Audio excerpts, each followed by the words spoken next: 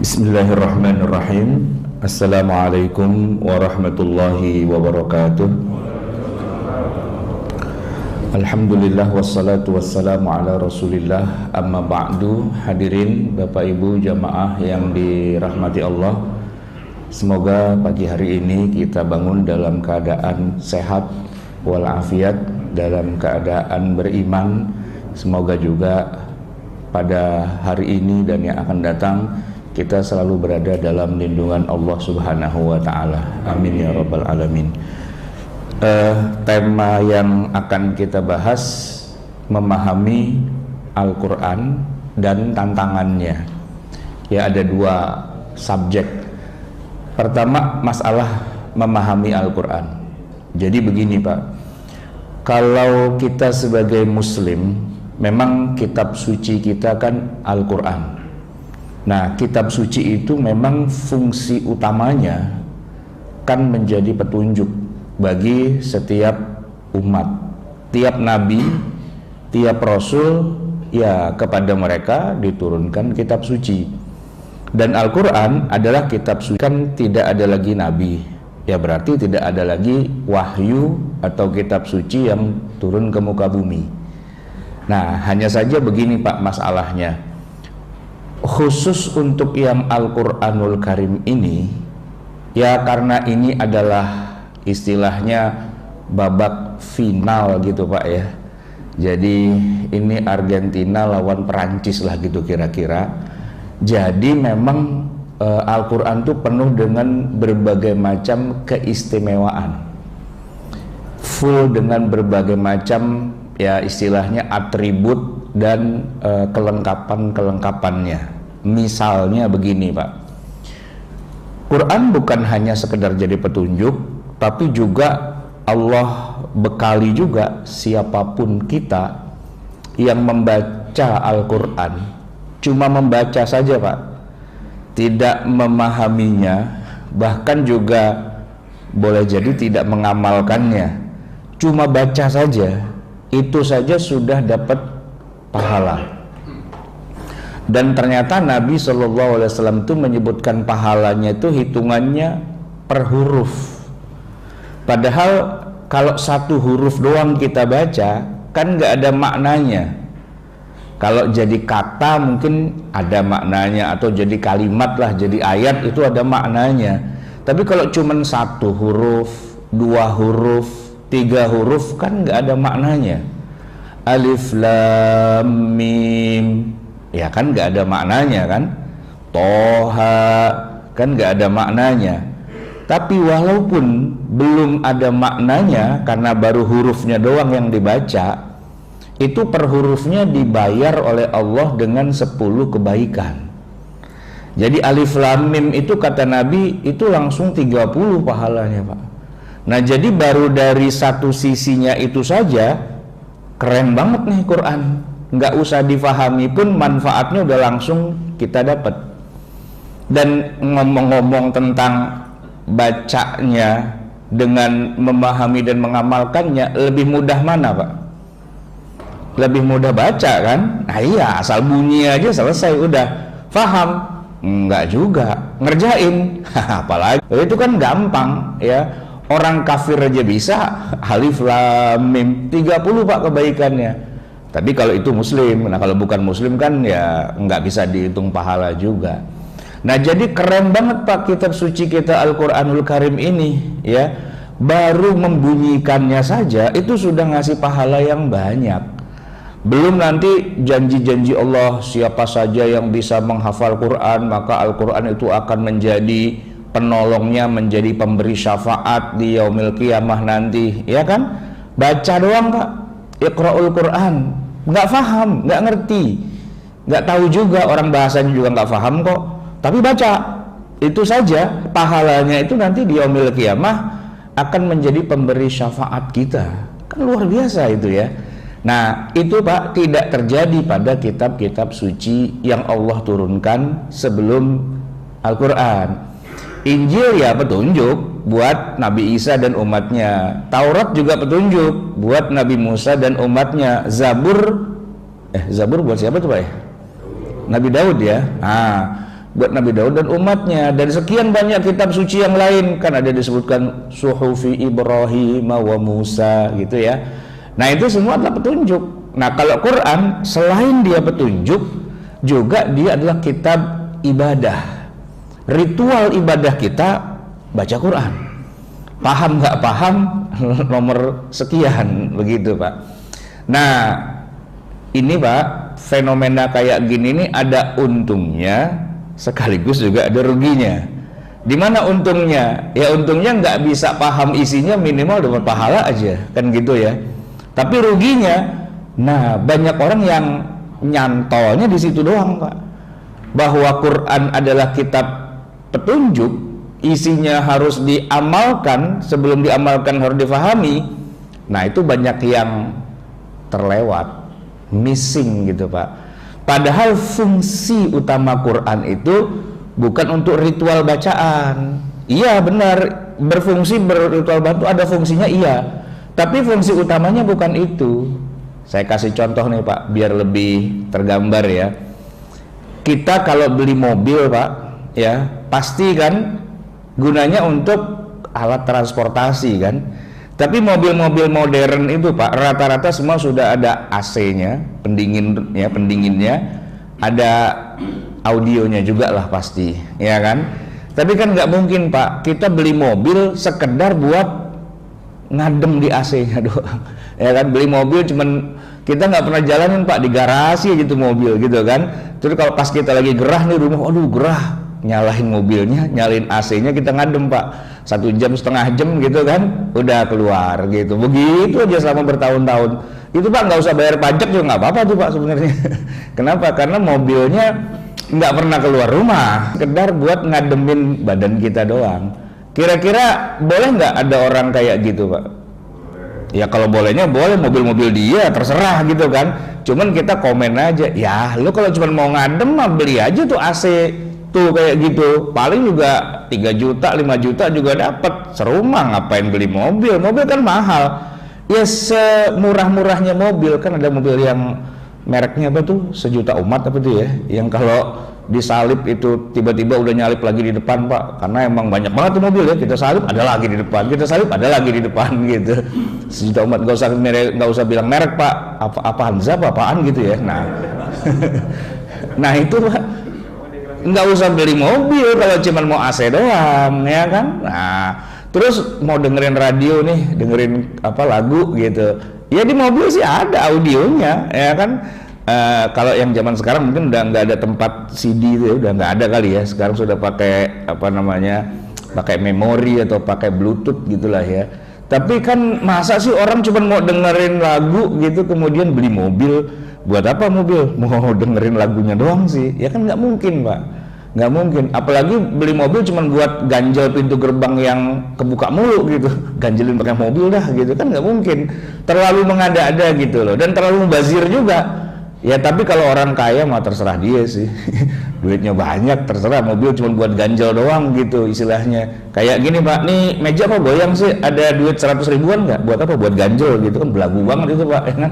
Ganjel mobil apa, mau meja goyang gitu. Ada nih emas batangan 2 biji mau buat ganjel gitu. Nah kira-kira begitu Pak. Umat Islam ini dia punya mobil mewah Pak, bukan yang sejuta umat ya, mobil yang ya paling enggak harganya 1 M lah begitu kan, tapi cuman buat ngadem doang di dalamnya gitu, nggak pernah keluar rumah, nggak pernah dijalanin ya. Jadi rada-rada mubazir gitu sebenarnya Pak ya. Nah itu kira-kira gambarannya. Maka kita tuh memandang Al-Quran tuh bukan hanya sekedar kitab ibadah yang cuman dibaca-baca doang, apalagi dihafal-hafal doang, bukan cuman buat dinikmati, wah enak banget nih bacaan imamnya gitu, bukan. Tapi untuk kita amalkan tentu saja, tapi sebelum bisa diamalkan kan harus kita fahami dulu kan. Nah jadi judul kita nih Pak, memahami Al-Quran dan tantangannya. Emang gampang memahami? Nah itu dia Pak, karena ada banyak tantangannya, maka banyak orang yang udah dah baca aja, apalin aja gitu ya kan. Yang penting tiap hari baca Quran lah ya, kalau bisa sehari 1 juz, paham nggak paham, itu nomor 12 lah gitu. Banyak orang begitu Pak, putus asa karena memang tantangannya agak berat sih sebenarnya. Nah, kita bukan berarti mau menjatuhkan harapan, enggak. Justru gini, kita pelajari tantangannya apa, terus bisa nggak kita lawan, kita antisipasi dan kita jawab tantangannya itu. Nah, jamaah sekalian, kita baru masuk nih ke materinya. Jadi memang ya terus terang aja buat kita nih Pak, tadi judulnya ditambahin di akhir zaman gitu ya. Ya memang kebetulan kita akhir zaman juga sih Pak ya. Cuman maksud saya begini, seandainya nih kita ini hidupnya di zaman Nabi, bersama Nabi, ya kan? Kira-kira Pak, kalau kita hidup di zaman Nabi, bersama Nabi, Al-Quran turun nih di tengah kita, ada masalah nggak untuk memahaminya? Ya ada sih, tetap ada, cuman masalahnya lebih dikit Pak. Nah kalau kita masalahnya lebih banyak gitu. Pertama yang gampang kita sebut lah masalah bahasa dulu Pak ya. Kan Al-Quran itu turun dalam bahasa Arab. Nah kita kan gimana Pak bahasa Arab? Bisa nggak? Bisa, Arab maklum maksudnya Pak. Kalau cuman assalamualaikum, kaifal hal gitu-gitu mah kita banyak tuh menggunakan istilah-istilah. Bahkan kita sering menggunakan istilah yang lebih Arab dari Arab. Bahkan orang Arab aja nggak tahu. Iya, orang kita tuh Pak lebih Arab dari orang Arab. Halal bihalal itu orang Arab apaan itu halal bihalal gitu. Kita ngarang aja. Pokoknya Arab aja gitu kan. Nah gitu. Kadang-kadang kita suka melebih-lebihkan diri dari orang Arab. Yang orang Arab sendiri nggak tahu. Saya kemarin ke warung Padang tuh ditawarin, mau martabak Mesir nggak Pak gitu.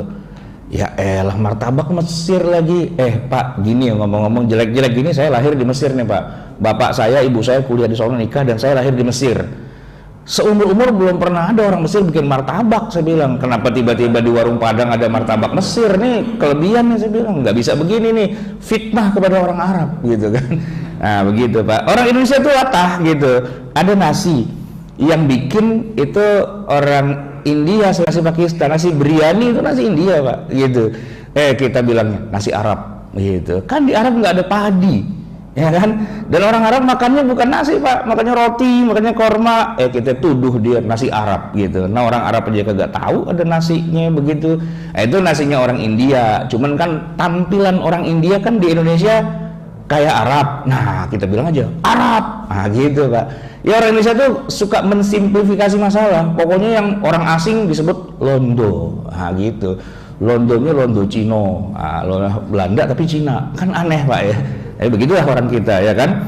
Orang semua motor aja disebut Honda Pak gitu. Kemarin Pak Lurah baru beli Hondanya Vespa. Kan kacau Pak. Hondanya Vespa. Ini yang punya Honda yang punya Vespa ngamuk gitu Pak ya. Baik, kendala bahasa. Jadi bahasa Arab itu kalau kita terjemahin ke bahasa Indonesia ya memang agak sedikit jadi kendala. Kan kita Quran terjemah ya kan. Kenapa nggak kita baca Quran terjemahnya aja? Oh iya, alhamdulillah. Quran terjemah sedikit banyak bisa membantu, tapi dia tidak bisa menyelesaikan masalah. Sedikit banyak membantu, iya, tapi sisanya itu nggak selesai juga Pak. Kenapa? Karena kendala translate gitu ya. Nah, begini Pak, mohon maaf. Setiap bahasa itu punya kelebihan masing-masing untuk menyebutkan istilah-istilah yang populer di tempat bahasa itu berkembang. Ya, misalnya gini Pak, ini kita orang Indonesia kan makannya nasi Pak ya. Buat kita nasi itu ada banyak sebutannya. Kalau dia masih berupa tanaman, kita sebut padi. Bulirnya kita sebut gabah. Kalau udah dikupas, isinya doang mentah, beras. Kalau udah kita masak, namanya nasi. Kalau nasinya udah kita makan sebagainya berceceran, namanya apa? Upo kata orang Jawa. Orang Jawa Pak. Sekarang saya tanya, upo itu bahasa Jawa kan? Bahasa Indonesianya apa? Nggak ada Pak. Hebatan orang Jawa dalam nyebutin nasi gitu ya.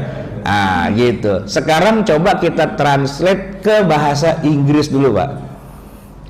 Apa tadi? Padi. Apa? Rice. Gabah. Rice. Ya kan? Padi. Beras, rice. Nasi, rice. Upo, rice. semuanya rai semua. Ke bahasa Arab, ruz, ruz, ruz, ruz, ruz, ruz, ruz, ruz, semuanya ruz Pak, ya kan? Sampai nasi bakar juga ruz, sampai lontong juga ruz gitu, ya kan? Semuanya ruz, ketupat ruz juga gitu. Kan parah tuh Pak bahasa Arab, ya kan? Karena apa? Karena nasi di Arab tidak terlalu populer sama orang Arab, semua dibilang ruz aja udah selesai gitu kan. Nah sekarang kita balik Pak, di Arab juga begitu, banyak hal yang di sana tuh detil sekali, begitu diterjemah ke Indonesia semuanya sama. Gitu Pak, jadi terjemahannya jadi kacau Pak. Bapak tahu nggak, ada 2 surat yang rada kembar.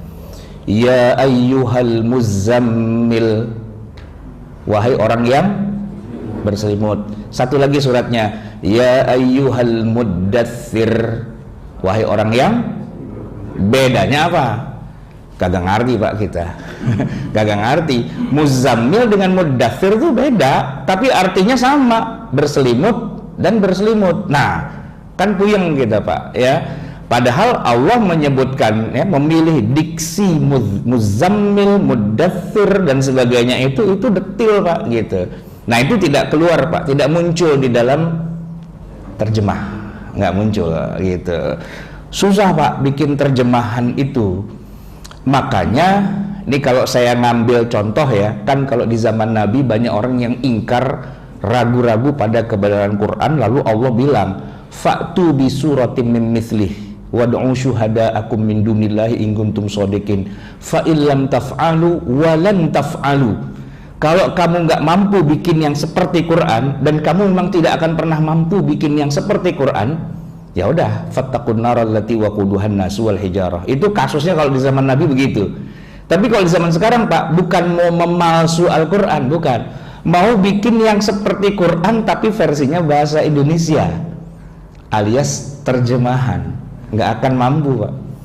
Terjemahan bahasa Indonesia sehebat apapun tidak akan bisa menandingi isi Quran. Makanya Kementerian Agama sampai sekarang ini selalu menganggarkan dana untuk melakukan apa? Revisi terhadap terjemahan Departemen Agama.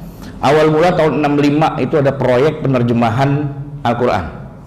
Terus direvisi tahun 1971. Kemudian direvisi terakhir 2019 gitu. Bapak udah punya belum terjemahan yang hasil revisian? Karena beda Pak, antara tahun sekian tuh terjemahannya beda. Gitu kan? Karena apa? Interpretasi orang setiap waktu itu berbeda-beda. Saya kasih contoh kasus Pak. Di dalam Al-Quran itu banyak kalimat yang menggunakan tata kerama dan gaya bahasa yang mewakili zamannya. Maksudnya dalam terjemahannya. Contoh gini Pak, tentang wajibnya pakai jilbab. Ngomong-ngomong, Bapak mengatakan jilbab wajib nggak buat para wanita? Wajib nggak? Wajib kan? Oke. Ayatnya mana? Ayatnya kan surat Al-Ahzab 59. Itu kalau kita baca Arabnya sih aman Pak, asal kita ngerti bahasa Arab. Tapi kalau kita baca terjemahannya, nah itu bermasalah tuh Pak. Wahai Nabi, katakanlah pada istri-istrimu, anak-anak perempuanmu, dan wanita-wanita yang beriman, hendaklah mereka memakai jilbabnya. Coba Pak, hendaklah itu kira-kira wajib apa dihimbau sebaiknya pakai? Dihimbau sebaiknya pakai. Harusnya kan bilang wajib lah. Cuman terjemahan tahun 71, rasa bahasa kita tuh kayaknya nggak sopan gitu kalau bilang wajib lah gitu, nggak sopan. Maka mereka kemudian berpikir hendaklah lah, ini himbauan gitu. Maka wajar kalau ada ibu-ibu pengajian bilang, Pak Ustadz, Quran kan nggak mewajibkan jilbab, ya cuman hendaklah doang. Ya saya mau nyalain siapa? Nyalain ibu-ibu yang salah baca terjemah atau yang bikin terjemahan? Ya itulah problematika nomor 1 Pak. Karena bahasa Arab itu dalam Al-Quran itu dalam sekali maknanya. Begitu diurai, ya cara menguraikan tiap kita tuh beda-beda. Saya punya 3 terjemahan sekarang nih Pak. Pertama, terjemahan dari Kementerian Agama, itu aja ada 3, ya kan. Kemudian ada terjemahan Profesor Dr. Buya Hamka di dalam tafsir Al-Azhar, ya kan. Kemudian juga ada terjemahan dari Profesor Dr. di tafsir Al-Misbahnya itu Pak, kalau saya bandingin terjemahannya nggak ada yang sama itu Pak, beda-beda dan maknanya jadi beda, bahkan nanti hukumnya juga jadi beda. Kendala kita adalah masalah terjemahan Pak, itu problem banget karena kita bukan orang Arab. Tapi jangan dikira kalau sudah bisa bahasa Arab langsung paham, enggak juga, karena bahasa yang digunakan yaitu bahasa Arab juga mengalami perkembangan Pak. Istilah-istilah yang digunakan di zaman Nabi kemudian bergeser maknanya dan menjadi makna yang berbeda. Contoh Pak, kebayang nggak kalau di dalam Al-Quran Allah menyebut kata mobil? Kebayang nggak Pak? Nggak dong, ya kan? Kan mobil baru ada abad 19, abad 20, ya kan? Tapi percaya nggak Pak bahwa di dalam Quran ada Allah menyebut kata mobil? Yaltaqithu ba'dus sayyarah. Sayyaratun itu artinya mobil Pak. Bapak periksa aja kamus Indonesia, Arab Indonesia. Sayyarah artinya mobil. Ternyata kata sayyarah di dalam Al-Quran itu ada, ya. Tapi bukan mobil maknanya Pak, ya. Itu kisahnya Nabi Yusuf dicemplungin di sumur sama saudara-saudaranya. Kan kata sebagian mereka bunuh aja, yang lain bilang jangan. Akhirnya kita cemplungin aja ke dalam sumur, siapa tahu ditemukan oleh sayyarah. Apa itu sayyarah? Orang yang melintas padang pasir, dia kehausan, dia cari air minum, terus lihat, ada anak kecil, kita jual jadi budak. Itu mereka disebut dengan istilah sayyarah. Kalau di bahasa Arab modern, sayyarah itu jadi mobil. Kan nggak mungkin, ya kan? Nanti ditemuin sama mobil, kan nggak mungkin Pak, ya kan? Enggak. Jadi ya itu istilah sayyarah yang ada di zaman Nabi Muhammad maknanya bukan mobil. Tapi hari ini sayyarah dalam bahasa Arab tuh istilahnya jadi mobil Pak. Nah yang kacau kalau handphone bahasa Arab nggak ada di zaman dulu, ini kan baru. Kalau orang Saudi menyebut handphone itu jawal.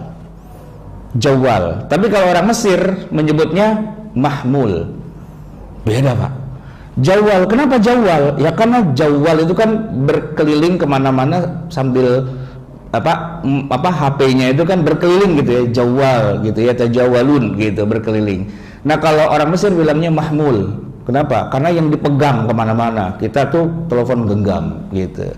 Nah ternyata di Saudi Indosatnya atau XL-nya itu mereknya jawal Pak. Jadi orang bilang jawal aja gitu.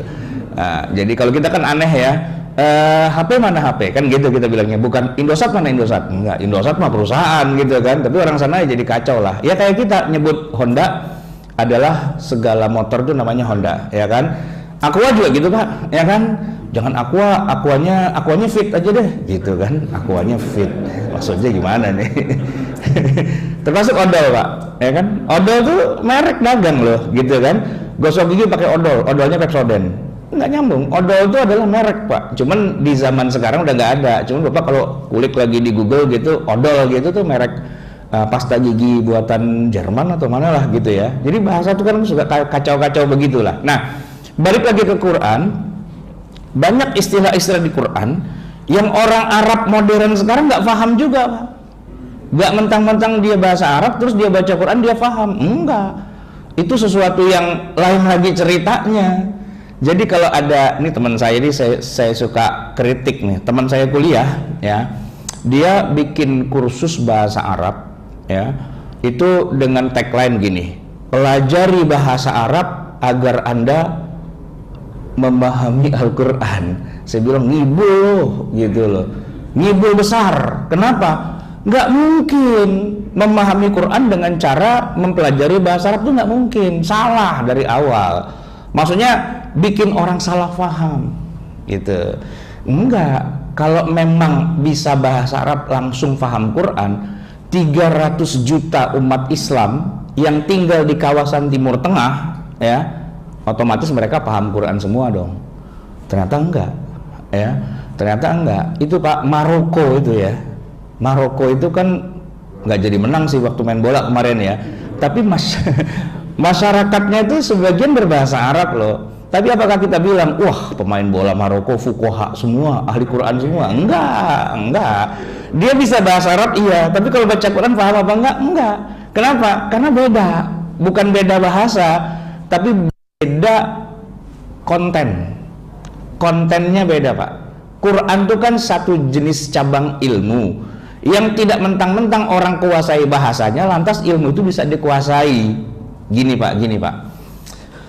Kalau ada mahasiswa fakultas kedokteran, dia kuliah, kan dikasih buku Pak, textbook, ya kan? Ini buku buat kuliah di kedokteran, bahasa Indonesia Pak. Itu banyak Pak, buku fakultas kedokteran di Fakultas Kedokteran UI di Depok itu ada perpustakaannya sendiri, isinya semua buku-buku kedokteran, bahasa Indonesia.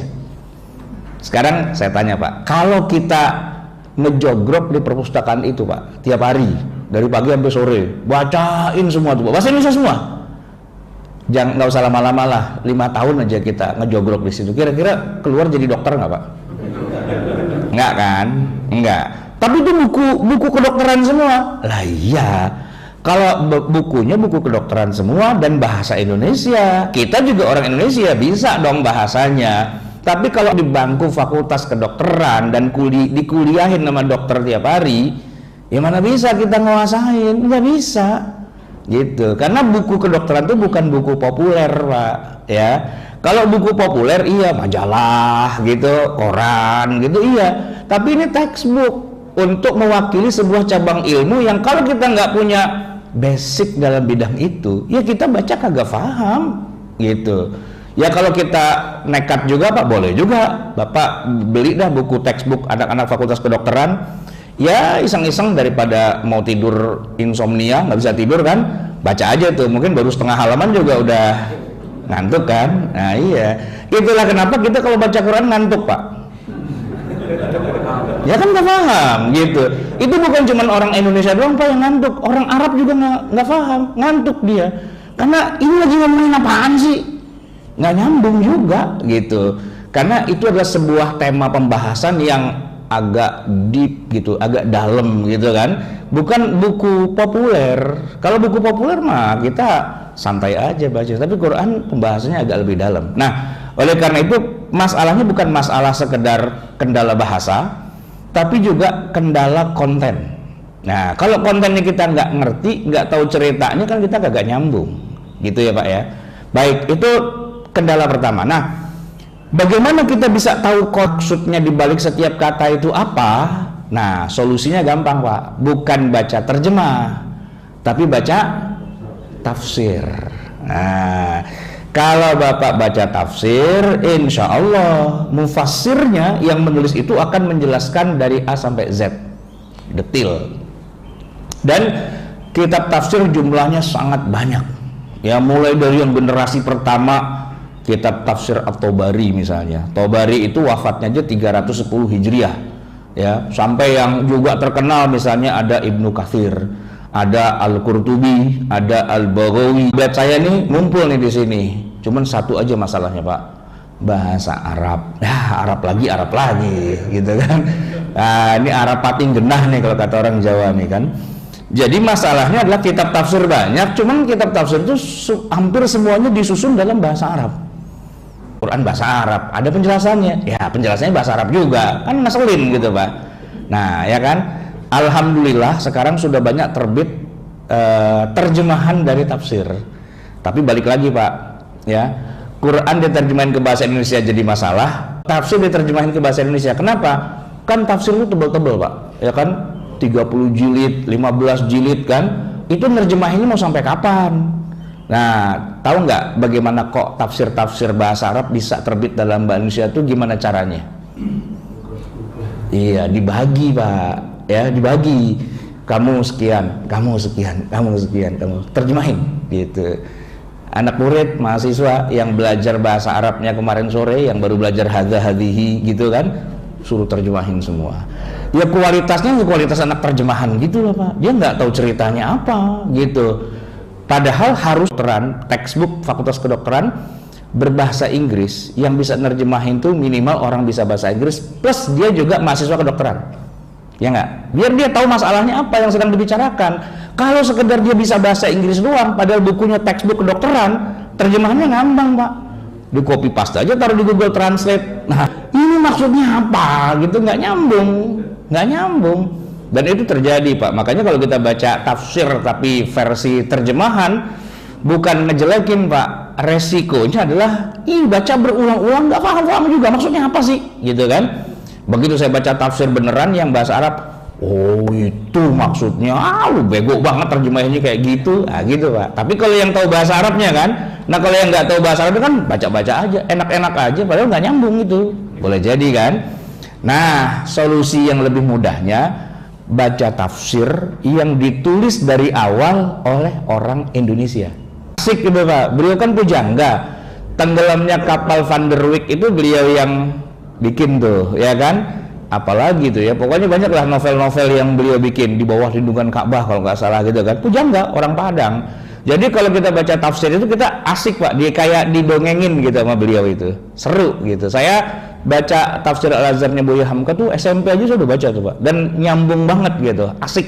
Bapak beli dah gitu, tapi jangan yang bajakan Pak, beli yang asli ya, kita hormatin beliau dan keluarganya gitu ya.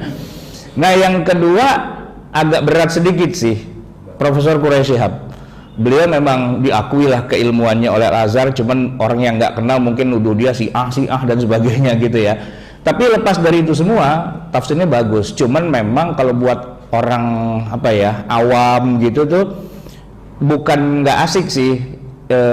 Jadi istilahnya kalau dari segi akademiknya tuh bagus banget. Tapi biasalah Pak, orang kalau akademik kan gimmicknya kurang, ya kan? Pak Quraish itu Pak, kalau lagi ceramah di TV, kalau yang agak yang serius, senang Pak nontonnya. Tapi kalau yang biasanya nonton Mama Dedeh, pada ngantuk Pak, gitu. Karena senangnya kan nonton yang curhat dong mah, gitu kan. Ntar, Mama, suami saya melirik perempuan lain, ceraiin aja, gitu Pak. Seru gitu kan. Nah itu kalau yang hobinya nonton Mama Dedeh, nonton Pak Quraish gak seru Pak. Tapi kalau yang udah terbiasa yang rada-rada dalam ilmiah, nonton Pak Quraish tuh wah mantep nih. Kalau yang kayak Mama Dedeh ganti aja channelnya ya. Jadi emang macam-macam Pak, ini kan food court apa aja ada gitu kan ya di TV gitu ya, macam-macam lah gitu kan. Nah kalau tafsir Al-Misbahnya Pak Quraish itu memang agak sedikit lebih dalam. Nah satu lagi Pak, Kementerian Agama itu juga mengumpulkan para profesor doktor di seluruh Indonesia, khususnya para dosen-dosen tafsir, untuk bikin tim pembuat tafsir Al-Quran versi Kementerian Agama. Cuman satu kendalanya Pak, begitu naskahnya udah jadi, Kementerian Agama nggak bisa menjual. Ya kan itu negara nggak boleh jualan gitu, bisa runyam untuk urusannya gitu kan. Jadi naskahnya sudah jadi, cuman nggak pernah diterbitkan. Pernah diterbitkan tapi dalam jumlah yang terbatas. Bapak kalau mau nyari di toko buku di mana nggak ada. Tapi kalau Bapak udah rada maju nih, Bapak punya tablet, punya HP dan sebagainya, download Pak PDF-nya, malah gratis gitu. Tafsir Kementerian Agama Republik Indonesia. Nanti kalau mau saya kasih nih Pak linknya gitu. Ada 10 jilid, satu jilidnya 3 juz, dan itu bisa juga sama dari LIPI, sekarang namanya BRIN ya. Nah itu para pakar dari LIPI itu ikut menjelaskan tafsir ayat-ayat yang terkait dengan masalah sains dan sebagainya. Nah kuncinya sih cuma satu Pak, masalah bahasa ya, itu kita selesaikan dengan terjemahan oke, tapi dia belum menyelesaikan secara keseluruhan. Untuk lebih lengkapnya kita baca tafsirnya gitu. Nah kalau buat yang males baca, nah susah nih Pak gitu kan, males baca, ya udah ngaji aja lah, ngaji tafsir yang bener gitu ya. Biar kadang-kadang orang Pak baca males tapi kalau dengerin seneng gitu kan. Ada juga yang model kayak gitu ya. Artinya intinya adalah Quran itu tidak cukup hanya baca terjemah, tapi harus ada tafsirnya dan harus ada pelajaran tentang ilmu Al-Quran dan tafsirnya itu sendiri. Baik, itu baru kendala yang pertama. Nah kendala yang kedua jamaah sekalian, masalah delivery Al-Quran, tata struktur penulisan Al-Quran, atau katakanlah table of content dari Al-Quran. Kan kita bilang begini, Quran kan kitab petunjuk, hidayah ya.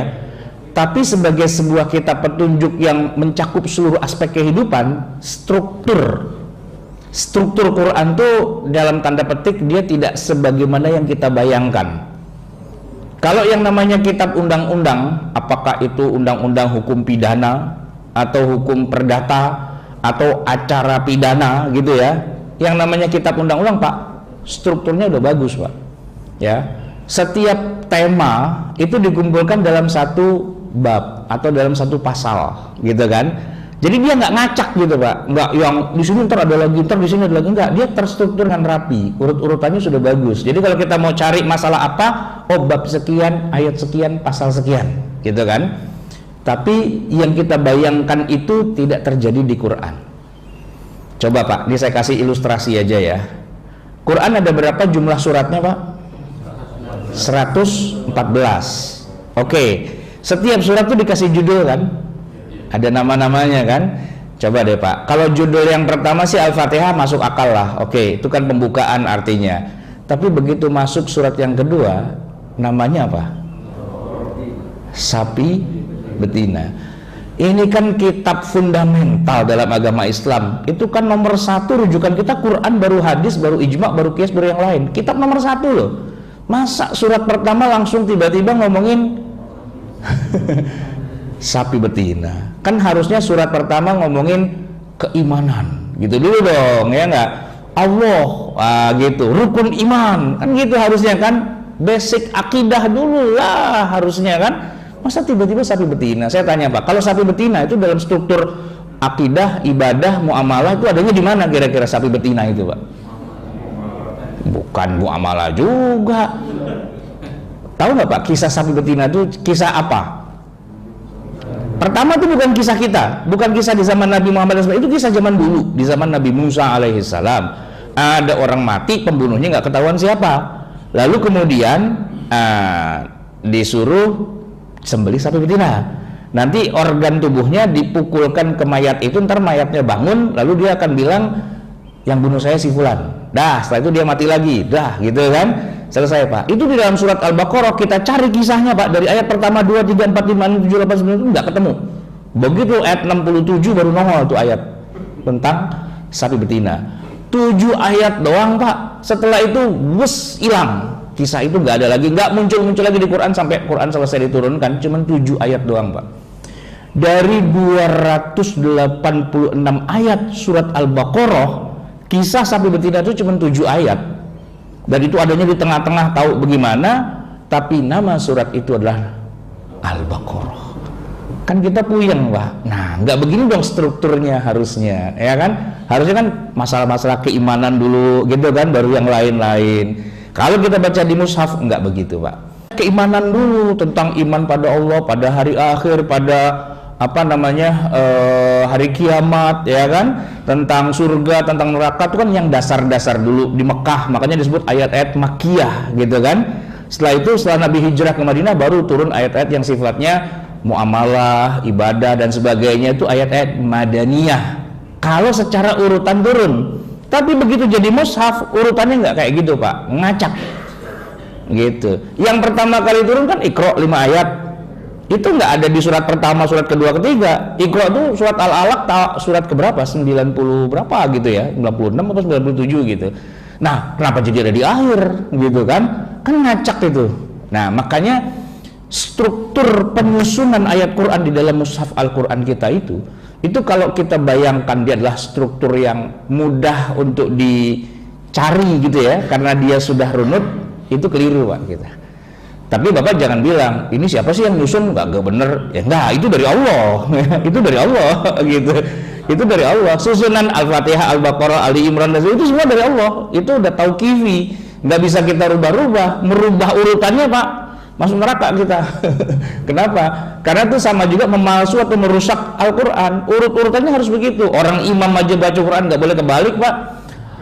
Rakaat pertama qul a'udzu birabbin nas, malikin nas. Nah, lu rakaat kedua lu mau baca apaan? Al-Baqarah.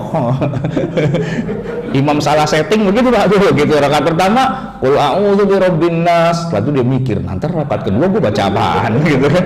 Tahu-tahu udah qul a'udzu birabbin nas aja mau Al-Baqarah, Alif Lam Mim. Ya, panjang lah nih gitu ya. Nah, kan harus urut Pak, ya kan? Surat yang sihis ayat rakaat pertama, rakaat kedua hal ataka gitu kan. Kalau rakaat pertama qul a'udzu birabbil falaq, ya qul a'udzu birabbin nas, emang harus urut gitu ya kan, urutan mushaf gitu kan. Tapi kalau kita lihat daftar isi di mushaf secara tematis, kendalanya kenapa ya, kalau dia dibilang kita petunjuk tapi kok strukturnya nggak nyaman gitu untuk kita atur kan. Nah begitu Pak, jadi rada-rada jadi kendala itu Pak. Kalau kita mau jadikan Quran sebagai kitab petunjuk, harus ada bridging di antara nih ayat Quran dan ini, kemudian kesimpulannya kayak gimana. Maka para ulama mereka berkarya gitu, berkarya. Misalnya bikin tafsir yang ketika nafsir kan nggak harus urut Pak, tafsirnya tematis dari yang akidah dulu, yang ibadah apa itu, nah disusun ulang sama dia. Sebagai tafsir boleh, tapi sebagai mushaf nggak boleh gitu. Kalau tafsir kan tematis boleh Pak, kita ngomongin tafsir tentang riba gitu kan boleh kan, ngacak-ngacak tuh boleh gitu.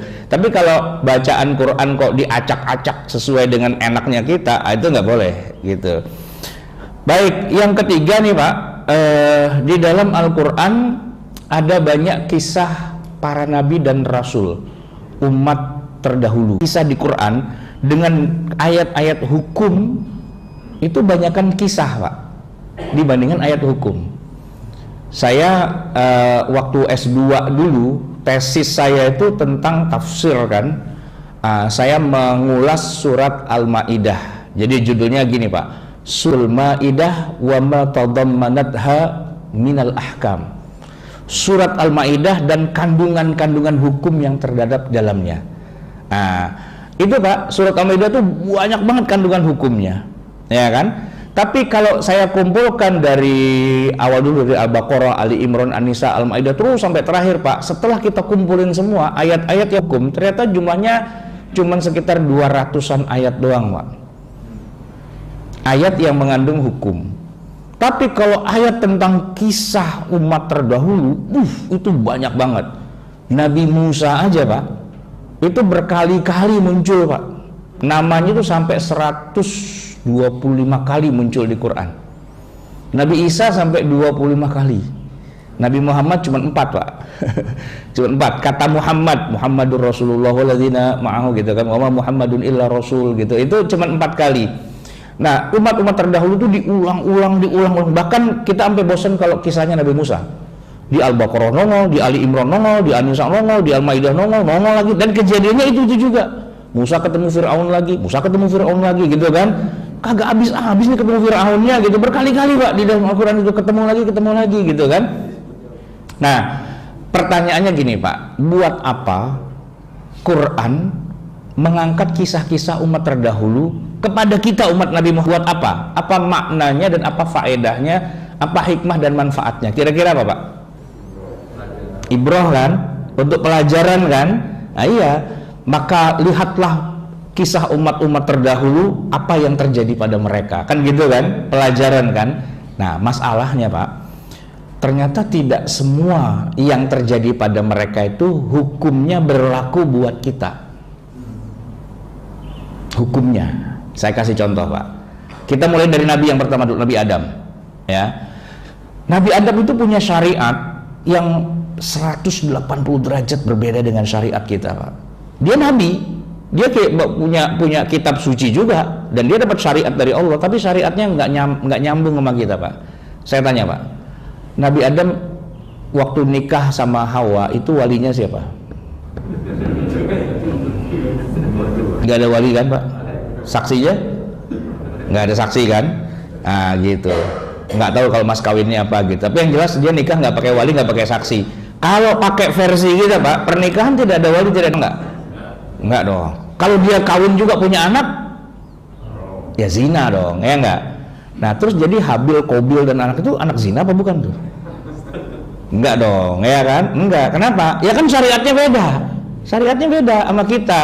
Nah, kita nih Pak, baca kisah Nabi Adam, baca aja sebagai sebuah pelajaran secara umum, tapi detail syariatnya nggak jadi syariat kita. Kenapa lu nikah nggak pakai wali? Ya Nabi Adam juga nggak pakai wali. Ya nggak bisa begitu dong, nggak bisa begitu, ya kan?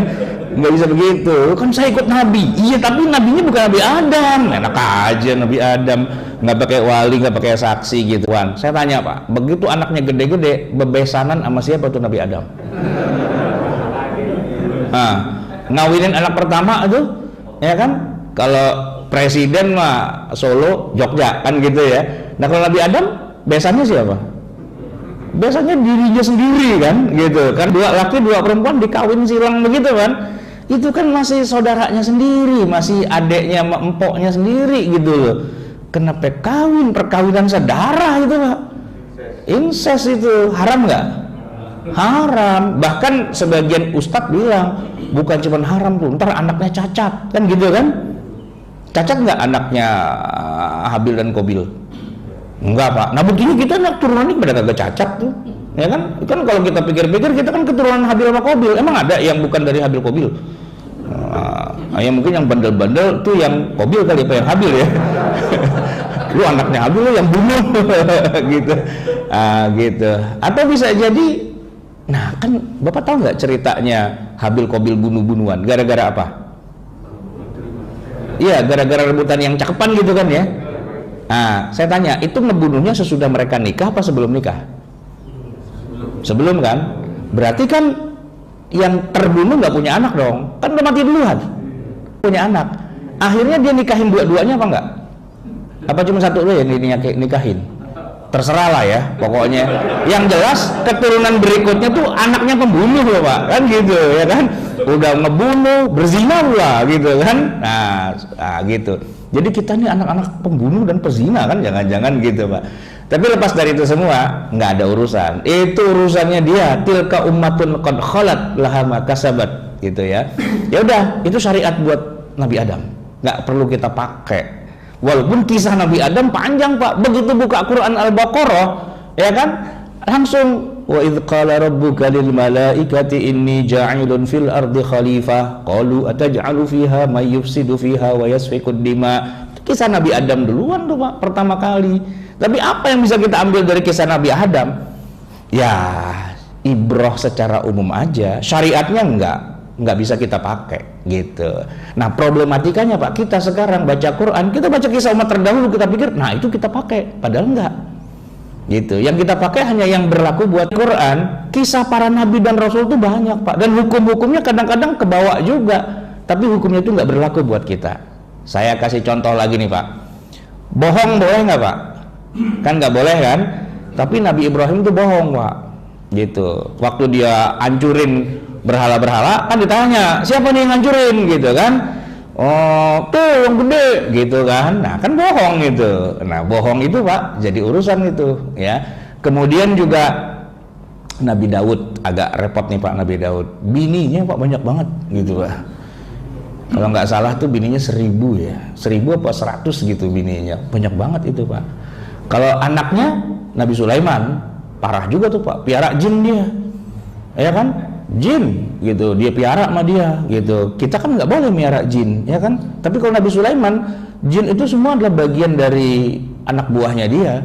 Dan parahnya pula Nabi Sulaiman perintahkan kepada para jin untuk membangun patung-patung yang besar. Jadi patung itu Pak, kalau di kita kan umat Islam nggak boleh kan, malah bikin patung. Nah tapi kalau yang paling parah emang syariatnya Nabi Ibrahim Pak. Makanya kita walaupun ikut Nabi Ibrahim tapi dimodif Pak, nggak boleh persis seperti Nabi Ibrahim. Parah Pak. Nabi Ibrahim itu kan yang awal mula diwajibkan untuk khitan. Kita juga ada khitan Pak, nggak persis Nabi Ibrahim. Parah Pak. Nabi Ibrahim itu khitan di usia 80 gitu. Dan itu pakai kampak Pak. Nah kan kacau tuh Pak. Kalau rada meleset kan kacau tuh ya kan. Pakai kampak, ya hati-hati gitu kan. 80 tahun Pak baru disunat itu ya kan. Nah kalau kita pakai millah Ibrahim apa adanya, parah itu. Apalagi perintah Allah juga kacau juga, suruh sembelih anaknya. Wah itu kacau Pak gitu, masa anak suruh sembelih, ini kacau deh urusannya gitu kan. Ya kalau Nabi Ibrahim mah terus diganti jadi kambing, nah kalau kita nggak jadi kambing itu Pak, kita yang masuk penjara, nggak selesai itu urusannya. Nah jadi kan nggak bisa apa adanya dari para nabi dan rasul itu dipakai. Orang Yahudi Pak, Nabi Musa nih umatnya kan bikin dosa gara-garanya setelah keluar dari kejaran Firaun, ya kan? Nah di padang Tur Sinai itu, di padang Sinai, gurun Sinai, kan mereka menyembah patung anak sapi dan sebagainya itu kan. Nah kemudian setelah itu kan mereka taubat. Taubatnya itu gimana Pak caranya? Fatubu ila bari'ikum faqtulu anfusakum, bunuhlah dirimu sendiri.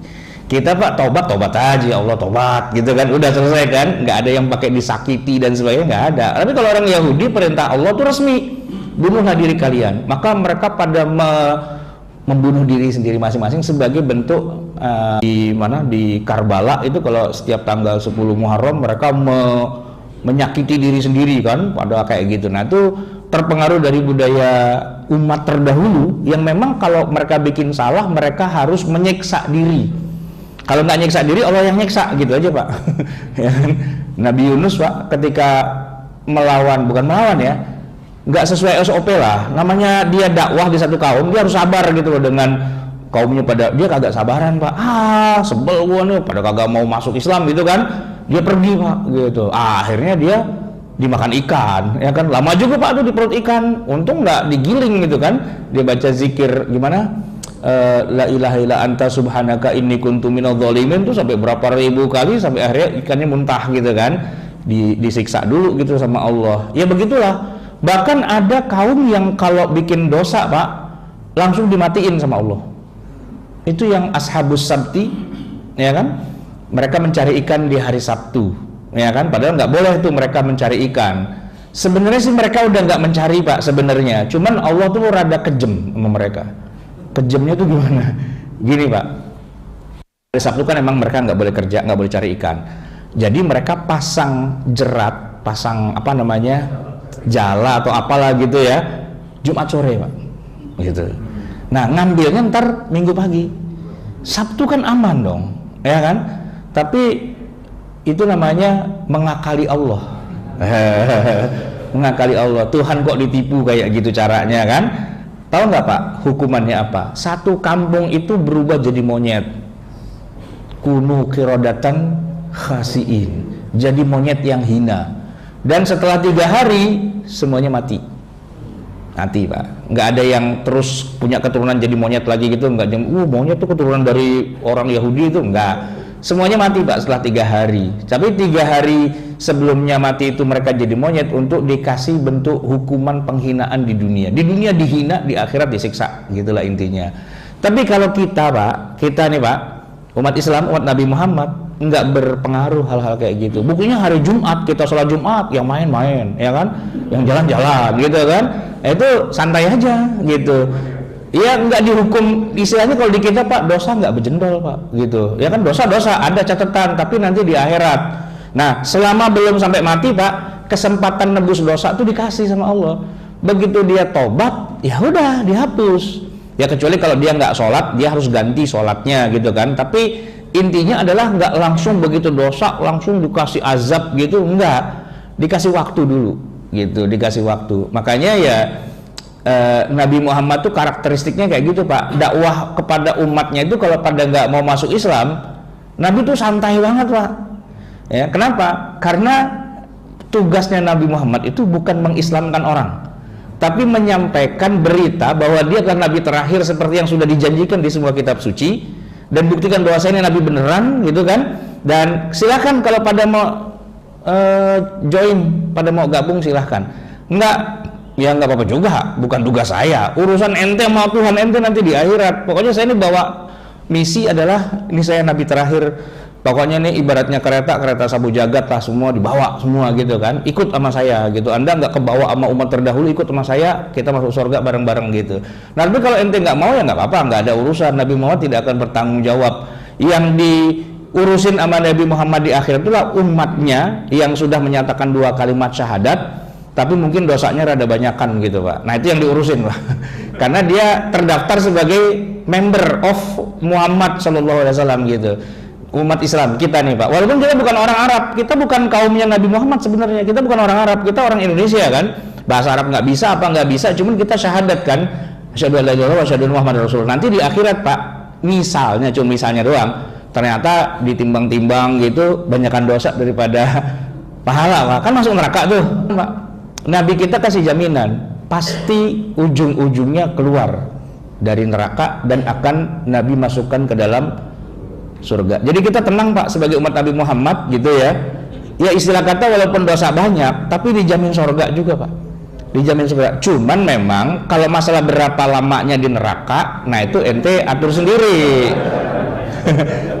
Atur sendiri. Atur sendiri itu maksudnya ya kalau dosanya banyak ya lama lah gitu kan. Tapi kalau dosanya mungkin tipis-tipis aja gitu kan, seimbang tapi kok beratan dosanya banyakan dikit, ya di nerakanya nggak lama Pak. Mungkin pagi masuk gitu, siangan dikit udah keluar. Iya, ya rada gosong-gosong dikit tuh wajar lah gitu kan, jamak namanya juga masuk neraka kan. Apanya sangit-sangit baru keluar gitu. Itu wajar lah. Tipis gitu kan. Nah, tapi kalau yang sama sekali nggak beriman pada Nabi Muhammad kan nggak keluar-keluar, siapa yang mau ngeluarin gitu ya kan. Orang-orang kafir tuh Pak diceritakan di dalam surat Al-Baqarah itu, Allahu yastahzi'u bihim wa yamudduhum fi tughyanihim ya'man, itu digambarkan Allah mengejek mereka itu nanti yang kafir nih Pak di neraka ya kan pada keluarin dong gitu. Allah buka pintu neraka, set di sebelah sana tuh pintu surga dibuka. Begitu mereka kejar, 4, 5, 3, 2, 1, zut, ketutup lagi gitu kan. Ya gagal maning balik lagi gitu Pak. Itu yang penduduk surga pada ketawa, wah gitu Pak. Itu dalam tafsir itu seru Pak, kalau kita baca tafsir itu dalam sekali cerita kisah-kisah kayak gitu tuh, menarik gitu dan sahih rata-rata. Jadi jamaah sekalian, balik lagi bahwa di dalam Al-Quran itu banyak kisah umat terdahulu dengan hukum-hukumnya, tapi hukum itu ternyata tidak berlaku buat kita. Nah, di sini kita perlu cross check dulu kepada Nabi Muhammad. Apakah hukum yang ada aja, dan kita nggak bisa langsung main jalanin. Kita harus cross check dulu kepada Nabi SAW. Kalau di zaman Nabi kan berarti ada Nabi, kita tanya, ya Rasul kita begitu apa enggak, gitu kan? Nah kalau Nabi udah nggak ada, kemana anaknya? Ya kepada ahli warisnya Nabi, para ulama yang memang mengerti hukum syariah. Oh itu umat terdahulu begitu, tapi kalau kita enggak. Saya kasih contoh nih Pak. Dulu kan waktu Nabi Muhammad SAW itu pertama kali diperintahkan sholat, menghadapnya kan bukan ke Ka'bah kan, tapi Baitul Maqdis gitu. Nah, secara proses 23 tahun setelah Nabi hijrah ke Madinah, baru ada proses pemindahan ke Baitullahil Haram, ke Mekah gitu. Puasa gitu juga Pak. Sebelum puasa Ramadan, kita disuruh puasanya ikut Yahudi. Tanggal 10 Muharram itu kan Nabi Musa diselamatkan Allah dari kejaran Fir'aun. Orang Yahudi Madinah tuh puasanya 10 Muharram Pak. Dan Nabi Muhammad ketika ayat Al-Baqarah 183, ya ayyuhalladzina amanu kutiba alaikumusyiyamu, diwajibkan kepada kamu puasa. Puasa apaan? Seperti puasanya orang-orang terdahulu. Orang terdahulu mah orang Yahudi, 10 Muharram. Nabi sebelum puasa 10 Muharram tanya sama orang Yahudi, ini ceritanya bagaimana nih 10 Muharram kok jadi kalian pada berpuasa? Oh dulu Nabi Musa itu begini gitu kan. Wah kalau Nabi Musa mah CS-an saya itu, ya kan. Nabi Muhammad Pak belum lama ini baru ketemu Nabi Musa. Noh di langit keberapa itu? Yang gara-gara Nabi Musa kasih tahu minta turun lagi itu apa kewajiban sholatnya gitu kan. Itu kan hadis Sahih Muslim itu Pak. Itu jadi akhirnya jadi tinggal 5 kan gara-gara Nabi Musa itu, ya kan. Bahkan Nabi Musa begitu tanya terakhir jadi berapa, udah tinggal 5 sih gitu, minta lagi aja kekurangan gitu, udah diturunin lagi. Enak lah. Kagak enak. Bayangin Pak, dari 50 waktu ya kan tinggal 5, itu kan ibaratnya kita nawar barang di pasar Pak, dari harga gocap kita tawar tinggal goceng Pak gitu kan, masih mau ditawar juga, lu cekek aja yang jual sekalian gitu. Jadi Nabi Muhammad tuh udah malu lah gitu. Nah udahlah nggak usah, udah 5 juga udah lumayan gitu kan. Itu Nabi Musa. Itu kan Isra Mi'raj Pak. Nggak lama setelah Isra Mi'raj kan Nabi hijrah ke Madinah. Jadi nggak sampai 2 tahun kemudian orang Madinah pada puasa 10 Muharram, kata Nabi, oke, saya puasa 10 Muharram. Umat Islam pertama kali puasa ikut puasanya orang Yahudi dulu. Nah, baru sambil jalan Allah menggeser-geser. Itu kan 183. 185-nya Al-Baqarah itu kemudian ngomongin Ramadan. Syahrul Ramadan alladzi unzila fihil Qur'an, gitu kan. Faman syahida minkumus syahra falyasum, baru pindah ke Ramadan. Nah, pindahnya Nabi dan para sahabat dari syariat umat terdahulu ke syariat yang kemudian Allah turunkan, yang itu artinya adalah penyempurnaan, itu yang bikin gedek dan kesel orang Yahudi, Pak. Mereka kesel banget gitu. Wah, tadinya ikut kita, sekarang lu jalan sendiri, gitu kan. Kesel, Pak, mereka. Iya. Dan rasa keselnya mereka itu kemudian jadi bencana, Pak. Karena sejak itu Yahudi jadi berkhianat akhirnya. Jadi istilahnya jadi musuh dalam selimut kan. Jadi ya pokoknya apa-apa yang tadinya harmonis gara-gara itu kecemburuan kayak gitu, Yahudi ada aja yang dia kerjain itu, Pak. Sampai akhirnya bayangin coba, kan Nabi udah jauh-jauh hijrah ke Madinah. Harusnya udah nggak ada urusan dong dengan orang musyrikin Mekah dong, ya nggak? Yahudi bisa-bisanya tuh, Pak, ngilik-ngilik orang sono. Ayo lu serbu aja, lu habisin aja nih, gua kasih peta Madinah nih, gini-gini. Dikasih tahu, Pak. Ya orang musyrikin Arab bangun lagi marahnya gitu kan. Dia adu domba, Pak, kita sama sesama kita. Terjadilah perang Badar. Pak, perang Badar itu, Pak, itu perang saudara. Keluarganya sendiri dengan mantunya, ada yang ketemu bapaknya di perang Badar itu. Gitu. Emang siapa yang bikin perang Badar itu? Ya orang Yahudi, gitu. Itu biang keroknya Yahudi itu, Pak. Nah, pertanyaannya kenapa Yahudi segitunya? Gitu. Nah, karena mereka itu, Pak, dengki dan hasad kepada Nabi Muhammad, wabil khusus. Nah, Allah punya kehendak syariatnya itu dibedain, gitu. Ya kan? Dibedain. Dan mereka nggak seneng. Makanya kalau kita baca Al-Baqarah 120, itu ada ayatnya bunyi, walan tarda ankal yahudu walan nasara hatta tattabi'a millatahum. Sampai kamu ikut milah mereka, ikut tata cara ibadah mereka. Kenapa? Karena memang awalnya kita disuruh ikut mereka, awalnya. Dan mereka seneng. Begitu Allah bilang, enggak, kita udah berubah. Udah. Mereka kesal tuh, Pak, di situ. Jadi awalnya begitu, Pak, kisahnya. Maka kita memahami Al-Quran itu harus kita bayangin suasana di zaman Rasulullah, karena memang turunnya di situ. Dan memang Allah bicaranya pada Nabi Muhammad dan kepada para sahabat. Jangan ngebayangin di zaman kita sekarang. Beda, gitu ya. Nah, termasuk tadi, Pak, yang dibaca ayat rakaat pertama kita, fakhla'na 'alaika innaka bil wadil muqaddasi tuwa. Musa, lepas sendalmu, berada di wadil muqaddasi tuwa, tempat yang suci, gitu kan. Ada perintah, Pak, dari Allah kepada Nabi Musa, fakhla'na 'alaika, lepas dua sendalmu. Itu, Pak, jadi ciri khas ibadah orang Yahudi di masa Rasulullah. Kalau mereka masuk ke rumah ibadah mereka, mereka lepas sendal. Dan Nabi SAW nggak mau ikut mereka. Kita beda sama Yahudi. Kita masuk masjid pakai sendal. Jadi di masa Rasulullah, para sahabat itu sholat di dalam masjid itu sendalnya nggak dilepas, Pak. Karena kalau dilepas itu jadi kayak orang Yahudi. Pakai, Pak, sendalnya. Gitu. Sholatnya pakai sendal. Dan di masjid nggak ada karpet, nggak ada apa namanya keramik, itu nggak, ya tanah aja biasa. Makanya ketika ada orang Arab dusun tiba-tiba kencing di tengah masjid itu, Pak, kan sama Nabi cuma disiram sama ember air dan nyerep. Coba kalau kayak karpet begini ada yang kencing di sini, kita tuang air seember kemana-mana, ya kan? Nah, jadi masjid di zaman Nabi itu tanah, dan orang-orang sholat itu di dalam masjid itu pakai sendal. Salah satunya agar tidak sama dengan orang Yahudi. Iya. Yahudi itu dasarnya tadi suruh lepas sendal oleh Allah di Nabi Musa di Wadil Muqaddas itu. Nah, mereka kemudian punya kebiasaan kalau masuk rumah ibadah mereka lepas sendal. Itu bagian dari ritual ibadah mereka, Pak. Makanya Nabi nggak mau ikutin ritual ibadah mereka, jadi ya lepas sendal, sendalnya dipakai. Makanya kita belum pernah menemukan ada kasus di zaman Nabi ada sahabat kehilangan sendal. Itu nggak ada. Nggak ada. Kalau kita di sini iya, ya kan, imamnya aja selopnya hilang gitu kan, waduh gitu, kan nggak enak gitu ya. Nah, tapi di zaman Nabi itu sahabat, dan nggak ada tempat penitipan sendal juga. Ya buat apa, orang juga sendalnya dipakai semua kok, gitu kan. Dan itu matching dengan perintah Nabi, kalau kita lagi sholat ada hewan yang berbahaya, hewan kayak mematikan ya kalajengking gitu kan Nabi suruhnya apa? Bunuh. Kebayang nggak kalau kita sekarang di sholat di sini terus ada kalajengking kita suruh bunuh? Nggak kebayang Pak. Yang ada kita ngacir, loncat gitu kan. Wah kalajengking loncat kita kan. Kalau di zaman Nabi suruh bunuh dibunuh Pak. Gimana caranya? Injek aja, orang dipakai sendal kok, cerot, selesai udah gitu kan. Nah gitu. Jadi memang kalau kita melihat di zaman Nabi itu kayak gitu kondisinya. Nah sekarang kan banyak nih Pak orang yang harus kembali ke zaman Nabi sesuai sunnah.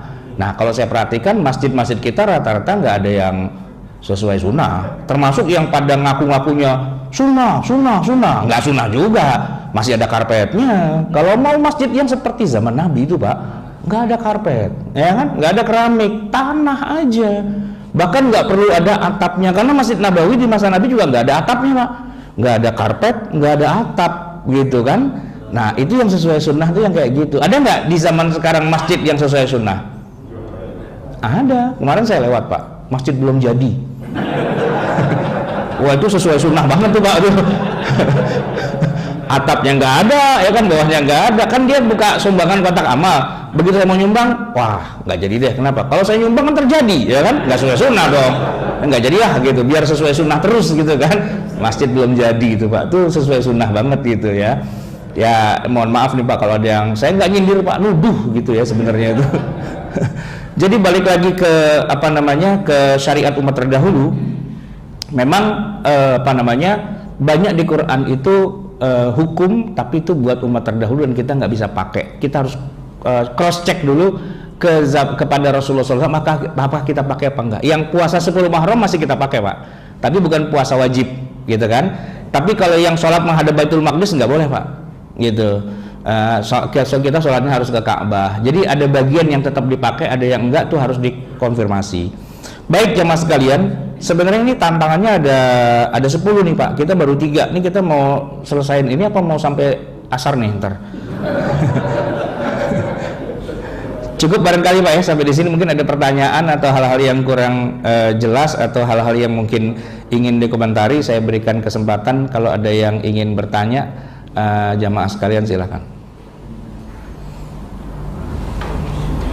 Selain Bapak Ibu yang bertanya, saya dulu. Oh iya silakan. Yang nomor 2 tentang kabel lokal dan pasang. Iya. Di mana aturan itu disusun berdasarkan kalau pakai kacamata hari ini kok nggak duduk, nggak berkelompok.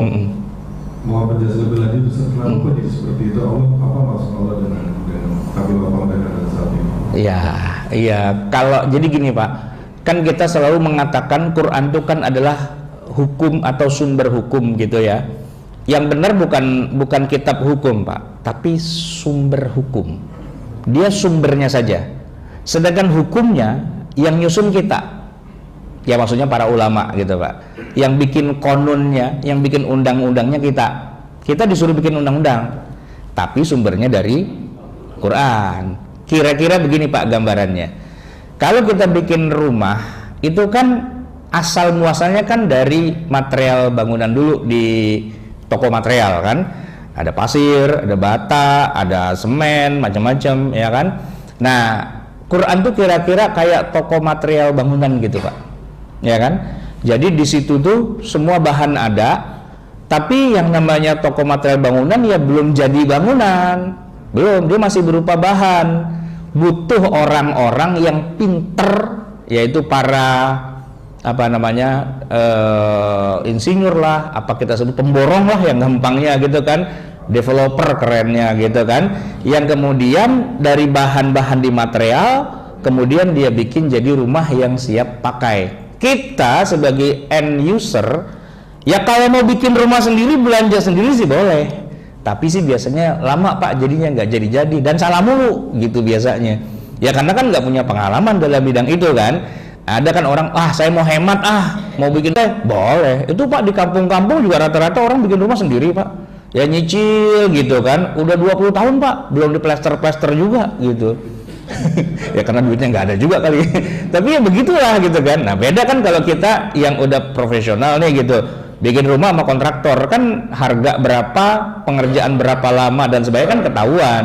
Bahkan sebelum dibikin pun sudah dibuatkan gambarnya dulu ya kan, gambar secara tekniknya. AutoCAD-nya gimana, atau mungkin secara 3 dimensinya gitu. Kalau malam nyalanya gimana, siang gimana. Ada ya desainer yang memang di bidang itulah. Kan itu masing-masing ada apa namanya, ada keterampilan sendiri-sendiri, ada ilmu sendiri-sendiri kan gitu ya. Sampai kemudian dari bahan bangunan didesain jadi kayak gitu. Nah, itu kalau dalam Quran dan kita itu adalah kerjaannya para ulama gitu. Para ulama yang menyusun itu undang-undang yang kita sebut dengan ilmu fikih. Nah, kalau kita udah baca kitab fikih itu Pak, itu sudah sangat-sangat terstruktur. Saya nih Pak, nulis kitab fikih itu 18 jilid. 1 jilid saja, jilid ketiga itu tentang sholat. Itu 900 halaman Pak. Sholat doang gitu. Nah, sumbernya ya dari Quran. Cuman kalau kita cari di Quran satu ayat yang sudah utuh jadi Pak, itu nggak ada. Nggak ada. Misalnya nih Pak, ada nggak ayat di Quran yang menyebutkan kewajiban sholat 5 waktu sehari semalam? Nggak ada. Kalau secara terpisah-pisah mungkin ada, ya, waktu sholat gitu ya, ada. Tapi kalau ada ayat Quran nggak yang bilang, wahai orang-orang yang beriman, telah diwajibkan pada kalian untuk sholat sehari semalam 5 waktu, yaitu zuhur, asar, maghrib, isya, dan subuh. Ada nggak ayat kayak gitu? Nggak ada. Ya ayyuhalladzina amanu kutiba alaikum khamsa salawatin fi kulli yaumin wa lailatin wa hiya salatu zuhri wal asri wal maghribi wal isya'i was subah. Nggak ada Pak. Gitu, nggak ada ayat kayak gitu, ya kan? Jadi jangan dikira ayat Quran tuh ready for use, itu enggak. Dia harus dibikin dulu gitu, jadi bangunan. Maka kalau kita mau belajar sholat, salah banget kalau pakai Quran langsung Pak. Salah banget, karena nggak siap gitu. Begitu juga langsung pakai hadis, enggak, salah itu. Ya, belajar sholat pakai kitab Bulughul Maram, malah puyeng Pak kita. Bulughul Maram tuh hadis semua Pak, hadis hukum semua, ada 1500 hadis. Tapi isinya cuma kumpulan hadis doang. Ibarat kata tumpukan batu bata doang Pak, kasok doang, besi doang gitu. Kita nggak bisa pakai, nggak bisa nempatin. Itu bahan mentah semua, belum jadi apa-apa. Itu harus dibangun gitu kan. Nah, untuk membangunnya dibutuhkan skill, yaitu para ulama, ahli fikih lah yang kemudian membangunnya. Kita sih bisa, cuman ya jadinya ya tahu dah. Ya Bapak, gini dah Pak, yang gampang. Saya tuh yang namanya aku pakai martil, tak tok mencreng Pak gitu.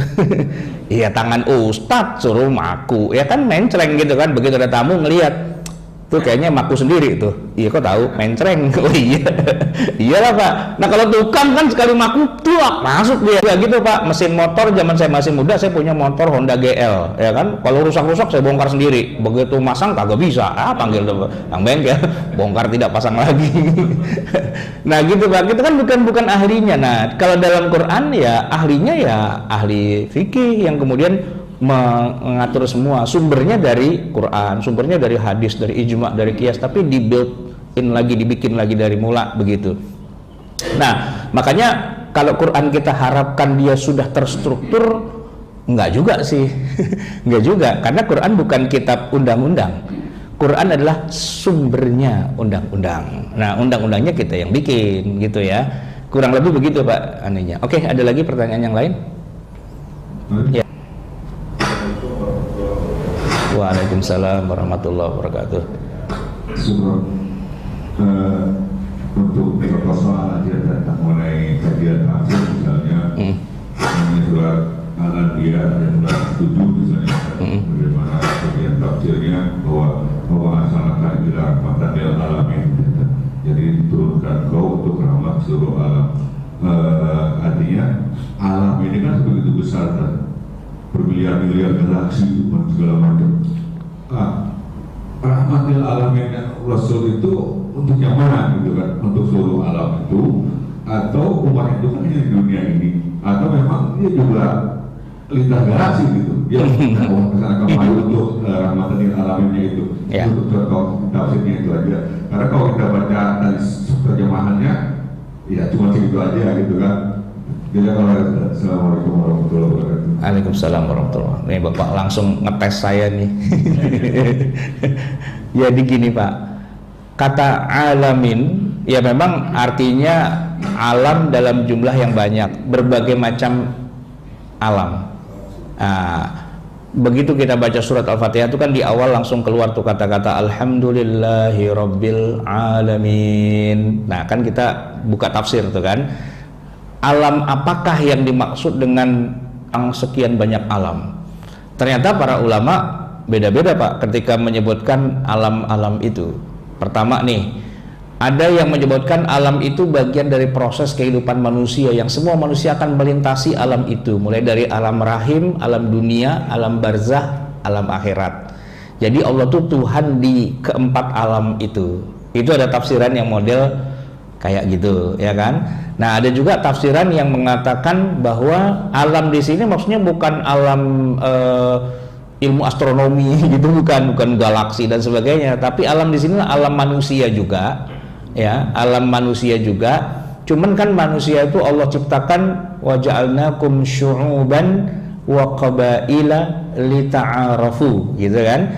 Allah menciptakan manusia itu bersuku-suku, berbangsa-bangsa yang berbeda-beda. Nah, maksudnya alam itu alam Indonesia, alam Saudi, alam itu penyebutannya alam juga, itu bisa juga. Versi yang ketiga tafsirnya alam itu alam manusia, alam malaikat, alam jin, alam gaib, alam apa gitu, dimensi-dimensinya gitu, ya kan. Jadi makna kata alam, alamin di dalam Al-Quran itu bisa beda-beda maknanya, khusus di Al-Fatihah aja kayak gitu. Nah, kalau dikaitkan dengan yang surat apa tadi Pak? Al-Anbiya ayat 7 ya, 107, wa ma arsalnaka illa rahmatan lil alamin. Tentunya nggak pas kalau diterjemahin buat yang di galaksi-galaksi gitu ya. Nabi Muhammad kan nggak diutus kepada, anggaplah alien itu ada misalnya gitu kan, anggaplah misalnya gitu, tapi ya bukan kepada alien gitu kan. Tapi kalau dimaknai sebagai ada alam jin, alam manusia dan sebagainya, nah itu matching Pak, karena dalam ayat yang lain kan Allah menyebutkan wa ma khalaqtul insa wal jinna illa liya'budun. Nah, berarti alam jin itu masuk juga di situ. Nabi diutus buat para jin, cuman jinnya apa istilahnya ngikutin kita, Pak. Nah, memang dalam beberapa hadis disebutkan Nabi pernah di semalaman doang. Ya, semalaman itu Nabi menyampaikan banyak hal dan sebagainya. Terus mungkin kayaknya setelah itu Nabi bilang, ente kalau cuma mau dengerin materi kajian mah nggak usah saya diundang sono, ente kan bisa online gitu. Maksudnya online tuh dia hadir Pak, hadir kan, jin kan nggak ada jasadnya, tapi kan dia bisa hadir gitu kan. Kayaknya gitu Pak. Setelah itu kemudian Nabi nggak pernah diundang-undang lagi karena jinnya pada ikut ngaji aja. Nah, oleh karena itu Pak, kita walaupun pengajian tuh jumlahnya nggak banyak, tapi sebenarnya padat nih Pak, nih ada banyak jinnya gitu kan. Ya, jin ikut hadir juga, cuman kan dia kalau kita ketawa dia nggak ketawa. Soalnya kalau dia ikut ketawa kita dengar kan kita pulang. Ya, nggak ada orangnya dia ketawa kan, kacau tuh kan. Dia ketawa juga nih Pak jinnya, cuman kita nggak denger. Kalau sampai dia denger dia lagi ketawa juga, lu kok nggak denger lu kan gitu ya kan. Nah gitu Pak, karena jin itu kan ada yang muslim. Nah kalau jin muslim itu kan dia juga sholat, dia apa Pak. Jadi kalau misalnya nih Pak, kita sholat subuh ya jamaah cuman 5 orang, 3 orang gitu, kita nggak usah sedih karena jinnya juga banyak. Cuman kita berharap agar jinnya kalau pas waladhdallin amin, lu aminnya nggak usah kedengeran. Nah kalau amin gitu kagak ada orang kan kita pulang, ya kan kagak jadi gitu Pak. Nah itu bisa jadi alam manusia, alam jin gitu. Nah tapi kalau saya kayaknya lebih cenderung tadi wa ma arsalnaka rahmatan lil alamin itu kepada seluruh umat manusia gitu. Arab mau bukan Arab dan sebagainya, itu yang paling nyambung dengan itu. Tapi rahmatan ya Pak ya, rahmatan itu maksudnya bukan mengislamkan gitu, bukan.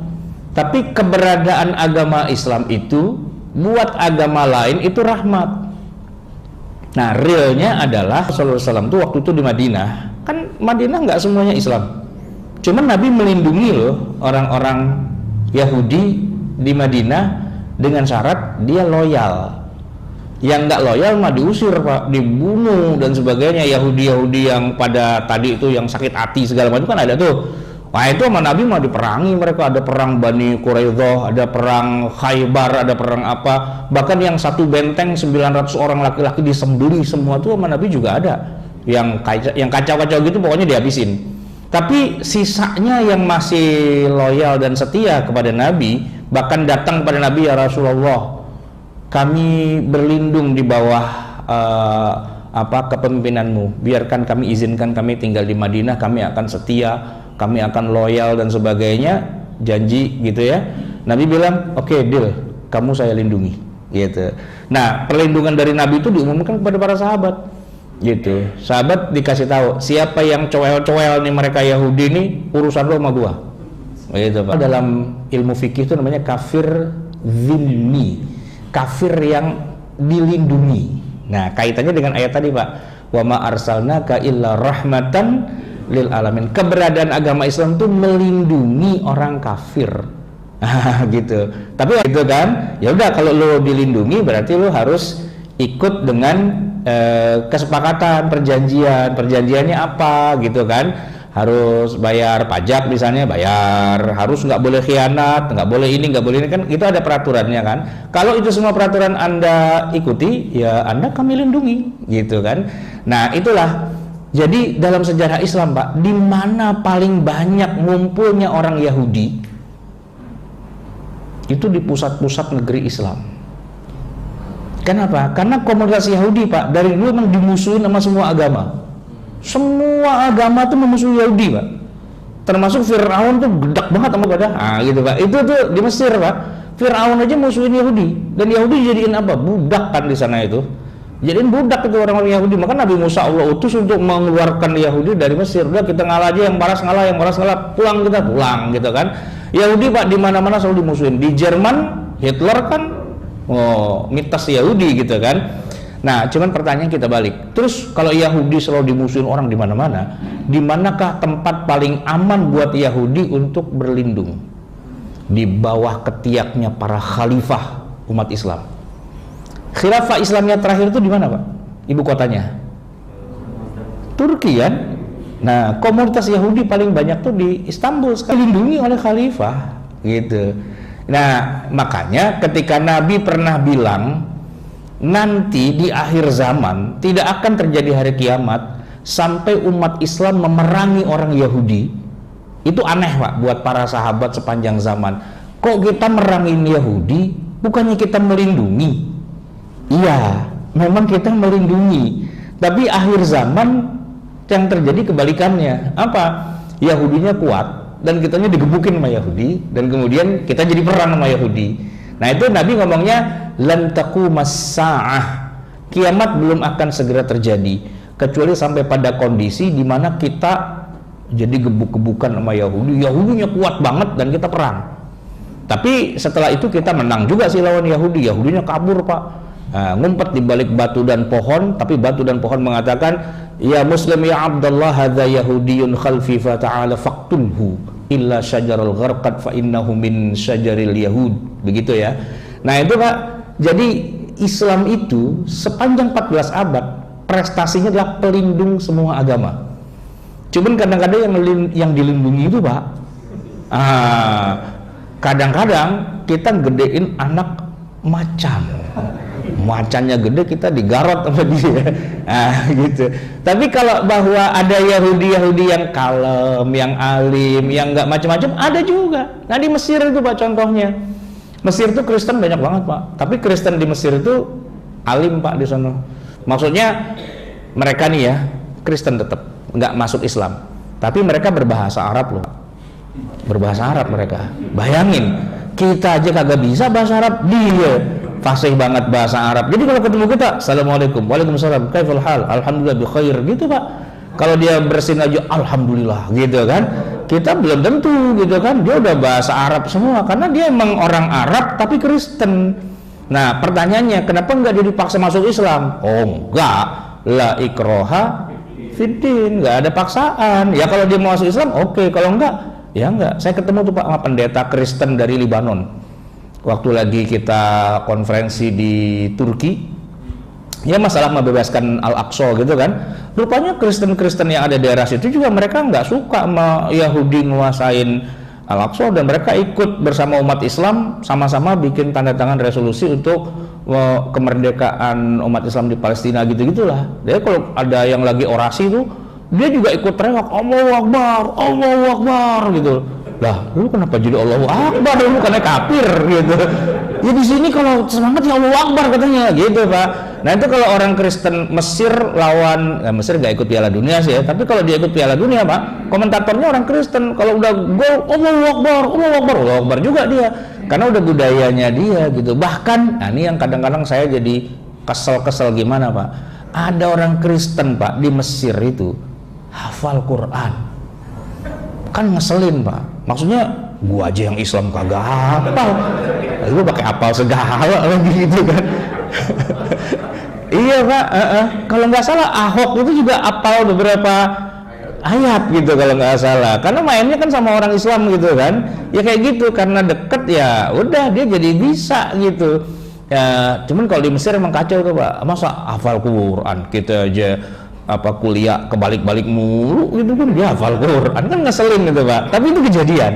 Nah itu kan yang disebutkan rahmatan lil alamin. Jadi kita tuh nggak memusuhi orang kafir karena kekafirannya, tapi kalaupun Nabi sampai perang sama Yahudi itu karena pengkhianatannya. Yang berkhianat dimusuhi, yang nggak khianat dilindungi. Itu makanya wa ma arsalnaka illa rahmatan lil alamin. Ini jadi pengajian baru lagi nih Pak, tadi kan cuma jawab doang nih.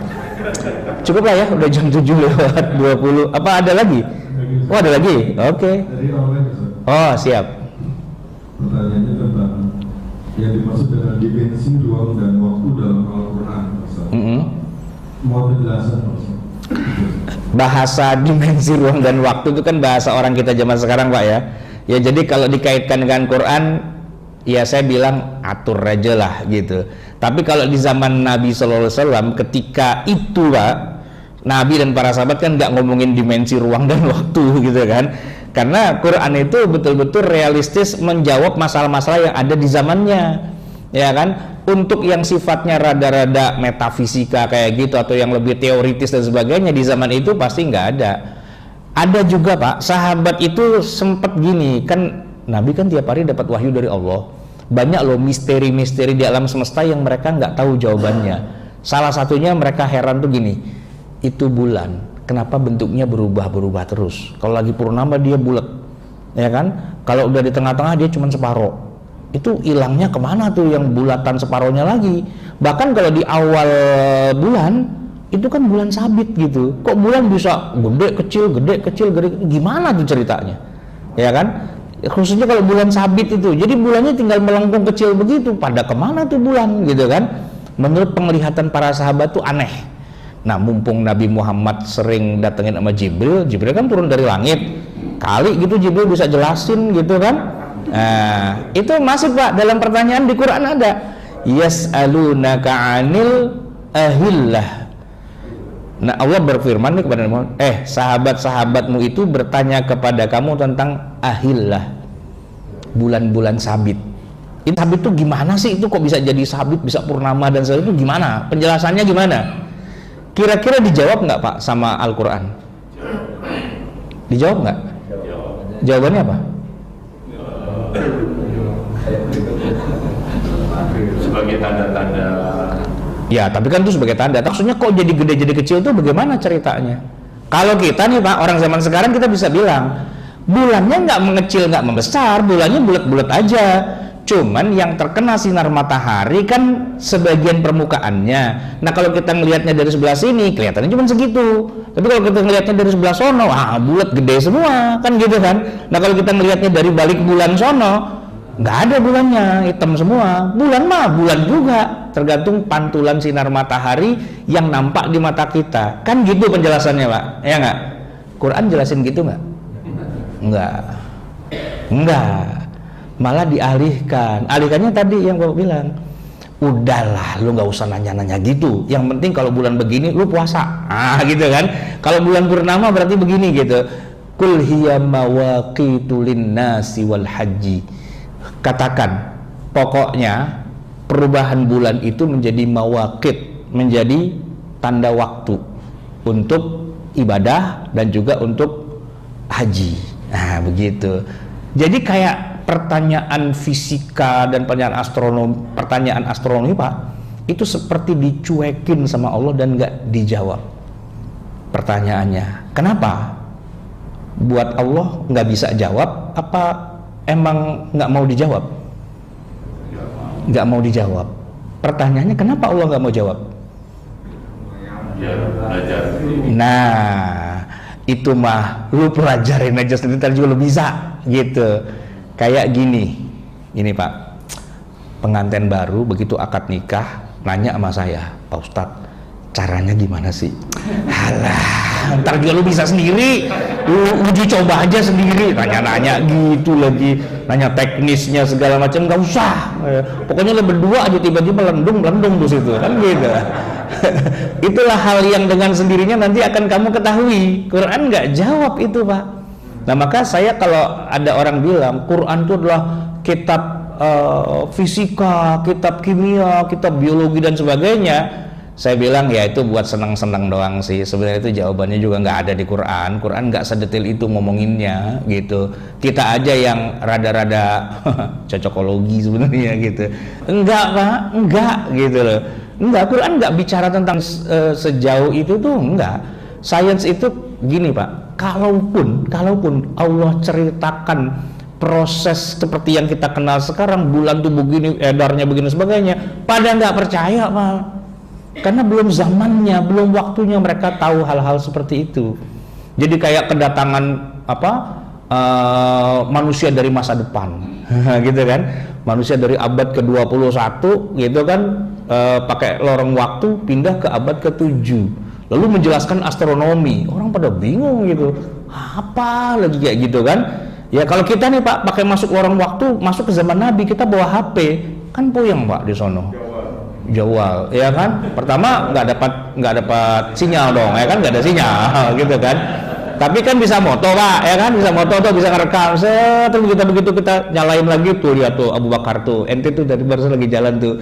Itu sihir, pastinya sihir kan gitu.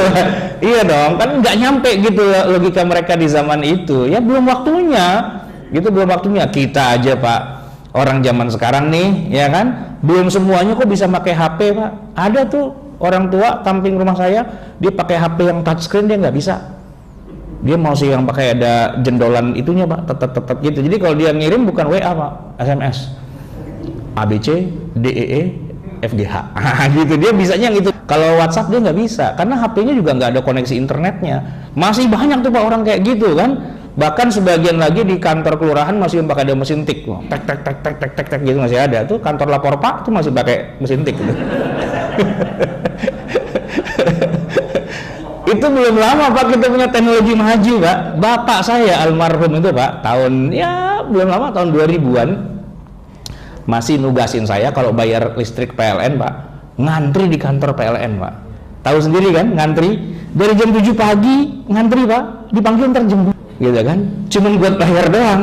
Itu dapat resinya, saya setor ke bapak saya, suruh begitu, Pak, tiap bulan saya. Sampai suatu hari paman saya rada-rada modern nih, dia bilang, ngapain mau ngantri-ngantri kayak gitu, bayar aja pakai ATM BCA. Waktu itu kan baru pertama tuh ATM BCA, Pak. Saya bikin rekening di BCA, lalu saya bayar, Pak, kan langsung aja saya bayar cek gitu kan, dapat resinya tuh. Saya setor ke bapak saya, diomelin, Pak, saya.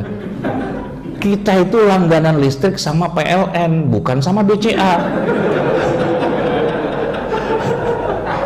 Ya kita ketawa, Pak. Oh, zaman segitu saya nangis, Pak, diomelin gitu, Pak. Ya kan nanti BCA bayarin ke PLN. Siapa yang jamin dibayar ke PLN, katanya. Iya gimana jelasinnya, Pak? Orang zaman segitu kan belum nyambung, Pak, ya kan? Nah kalau sekarang kita datang ke PLN, bingung, Pak, ya kan? Ya nggak usah gitulah, Pak. Telepon rumah kan saya udah nggak punya, Pak. Udah 10 tahun saya nggak punya telepon rumah. Walaupun nomornya masih apa, Pak? 021 521 2772 masih ada di kepala saya tuh kan. Tapi kalau Bapak telepon ke nomor itu udah kagak ada tuh, Pak. Kita udah pakai HP semua gitu. Jadi kalau ada orang masih punya nomor telepon rumah, ketahuilah tuh orang di situ orang jadul gitu, Pak. Paling nggak di rumah udah ada dari zaman dulu, udah teleponnya gitu kan. Pak, masih kebayang kan zaman dulu masang telepon rumah ya, lama gitu kan, udah dipasang, Pak, udah teleponnya udah ada, belum kering. Saya bilang kenapa nggak kering, emang nggak emang basah apa gimana kok belum kering gitu kan? Enggak, Pak, ini lama dulu, Pak, katanya gitu kan. Ya gitulah, harus masang, wah, kayak zaman segitu. Sekarang kita mau butuh nelpon ya kan, internasional kemanapun harga sama, bahkan video call. Saya masih ingat, Pak, zaman dulu saya nelpon ke Jogja, Pak, nungguin jam 12 malam biar dapat SLJJ ya gitu. Ketahuan umurnya, Pak, ya. Ya kan teknologi ini masih baru. Quran nggak mungkin Pak cerita kayak gitu. Quran turun di abad ke-7. Ngapain Quran ngomongin teknologi zaman abad ke-21? Enggak. Kalaupun kita yang hidup zaman 21 kemudian mengait-ngaitkan ayat Quran zaman dulu, oke aja sebagai sebuah tafsir cocokologi kita. Tapi jangan dikira bahwa Nabi Muhammad tuh ngerti fisika, kimia, biologi, ilmu komunikasi, pakai sinyal 4G, 5G gitu. Nggak ada Pak di zaman Nabi, nggak ada. Ya kalau emang dulu ada Pak, kita nggak usah ngeributin hadis sahih Pak. Enggak. Abu Bakar nih waktu lagi Nabi ngomong, sebentar, gitu kan, udah langsung di share ke seluruh dunia, nggak pakai nanya sahih apa enggak. Itu fotonya videonya langsung Nabi ngomong, ya kan, itu nggak di itu Pak, nggak diedit, nggak, asli itu ya kan. Jadi Bukhari nggak ada kerjaan, ya gue nggak ada kerjaan kan. Udah sahih semua nih hadis gitu. Bukhari nganggur Pak. Kalau seandainya teknologi itu udah ditemukan, kan zaman dulu belum ada teknologi itu, ya mau kok pakai riwayat, ribet gitu. Makanya saya nih Pak, kalau seandainya ada mesin waktu, saya pengen ketemu Nabi nih, udah rekam aja ya Rasul gitu kan, langsung aja YouTubein semua, jadi YouTuber gitu kan, kirim ke seluruh dunia, raja-raja segala macam, wah Nabi Muhammad, wah gitu kan, like, subscribe, gitu. Kan asik tuh kalau bisa kayak gitu. Tapi kan teknologi itu belum ada, itu adanya baru zaman sekarang. Ya, wallahu alam bisawab. Baik Pak, kita tutup tuh 6:30 Pak, ditungguin sama bini di rumah. Bismillahirrahmanirrahim. Alhamdulillahirabbil alamin, hamdan yuwafi ni'amahu wa yukafi'u mazidah. Ya Rabbana lakal hamdu wa lakas syukru kama yanbaghi li jalali wajhika wa li'azimi sultanik. Allahumma salli wa sallim wa barik ala sayyidina Muhammadin wa ala ali sayyidina Muhammad. Rabbana zalamna anfusana wa illam taghfir lana wa tarhamna lanakunanna minal khasirin. Rabbana amanna bima anzalta wa taba'na ar-rasul faktubna ma'asy syahidin. Rabbana la tuzigh qulubana ba'da idh hadaitana wa hab lana min ladunka rahmatan innaka antal wahhab. Rabbana atina fid dunya hasanah wa fil akhirati hasanah wa qina adzabannar.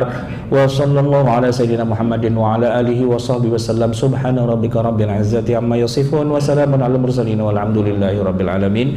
Wassalamualaikum warahmatullahi wabarakatuh.